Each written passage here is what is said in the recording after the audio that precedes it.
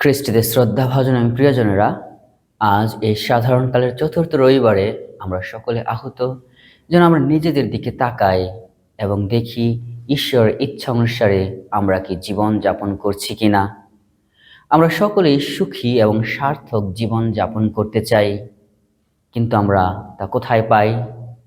আজকের পাঠগুলো আমাদের সেই শিক্ষাই দিচ্ছে যে ঈশ্বর আমাদের প্রত্যেককে আহ্বান করছেন যেন আমরা তার চোখে, তার দৃষ্টিতে আমাদের জীবনকে দেখি এবং সেভাবে জীবন যাপন করি, যেন আমরা সকলেই ঈশ্বরের পথে এবং ঐশ্বর রাজ্যের পথে এগিয়ে যাই, ঈশ্বরের বিশ্বাস এবং ভালোবাসা রাখি। আজকে আমরা দেখি আমাদের সেই প্রথম পাঠে প্রবক্তা জাফানায়া সে সুন্দর করে বলেছে যে মানুষ সেই ঈশ্বরের পথ থেকে সরে যাচ্ছে, তারা ঈশ্বর অন্বেষী হতে তারা দূরে সরে গেছে।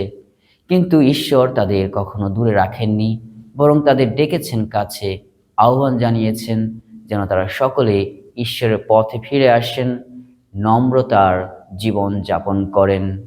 আবার আমরা দেখি আমাদের সেই দ্বিতীয় পাঠে সেই সাধু পল করিন্থীয়দের বলছেন যারা ঈশ্বরের পথ থেকে সরে গেছেন তারা যেন আবার ঈশ্বরের পথে ফিরে আসেন, তাদের সেই পথ দেখাচ্ছেন, তাদের জীবনে যেন ঈশ্বরকে আশ্রয় করে, ঈশ্বরকে কেন্দ্র করেই যাপন করে।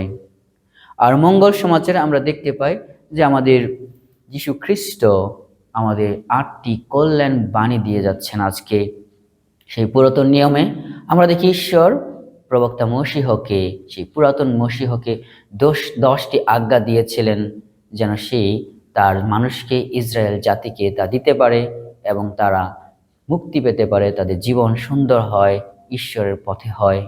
আর আজ আমরা দেখি সেই নতুন নিয়মের নতুন মশীহ যীশু খ্রিস্ট তার শিষ্যদের নিয়ে পাহাড়ে উঠলেন এবং তাদের সেখান থেকে 8টি কল্যাণ বাণী দিচ্ছেন, যা আমরা আমাদের জীবনে কেন্দ্র করে ঈশ্বরের পথে চলতে পারি।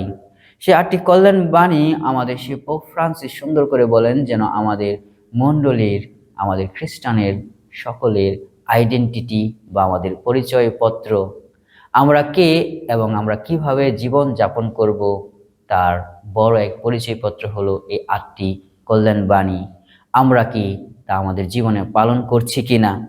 আমরা যেন আমাদের ব্যক্তি জীবনে সেই নম্রতার সাথে, মানুষকে ভালোবাসার সাথে, মানুষকে সেবা করার মনোভাব নিয়ে, শান্তি স্থাপনের মধ্য দিয়ে, ন্যায় জীবন যাপনের মধ্য দিয়ে আসলে ঈশ্বরের পথে চলছি কিনা, নাকি আমরা আমাদের মতো করেই জীবন যাপন করছি। আসুন আজ আমরা নিজেদের দিকে তাকাই, দেখি কোন অষ্টকল্যাণ বাণীটি আমাদের জীবনে আমরা ব্যবহার করছি এবং ঈশ্বরের পথে চলছি। যদি আমরা না করে থাকি তাহলে আমরা আজ থেকে ছোট পরিসরে আমাদের জীবনে সেই অষ্টকল্যাণ বাণী বা 8টি কল্যাণ বাণীর 1টি-2টি করে আমাদের জীবনে বাস্তবায়ন করি। তাহলে আমরা ঈশ্বরের দৃষ্টিতে ঈশ্বরের রাজ্যে প্রবেশের সেই আশীর্বাদ, অনুগ্রহ লাভ করব।